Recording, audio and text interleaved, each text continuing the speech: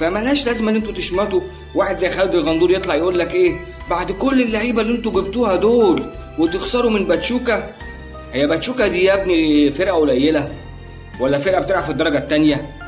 باتشوكا يا جماعه فريق كبير، اللي مش عارف كده يبقى ما بيفهمش كوره. باتشوكا دوت يعني فرقه كبيره، يعني مش عارف خالد الغندور طالع يتكلم بناء على ايه.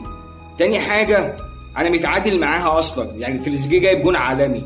تالت حاجه انا خسران منها بضربات الجزاء، فطالعين يقول لك بعد كل دوت والاهلي مش عارف يكسب باتشوكا. يا ابني ان شاء الله الاهلي هيكسب انتر ميامي، ان شاء الله الاهلي هيحقق مركز في البطوله ديت. يعني انت المفروض كلكم كده تشجعوا النادي الاهلي، بيلعب باسم مصر، بيلعب باسم مصر. افهمها لكم ازاي؟ ده فخر لكل المصريين يا جماعه.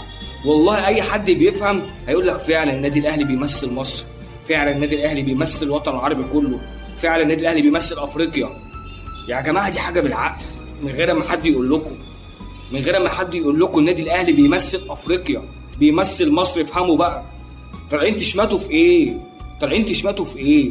والله الزمالك لما كان بيلعب مع بيراميدز في كاس مصر، والله انا كنت بشجع الزمالك وكنت عايز الزمالك ياخد الكاس، وكتير من الاهلاويه كانوا بيشجعوا الزمالك.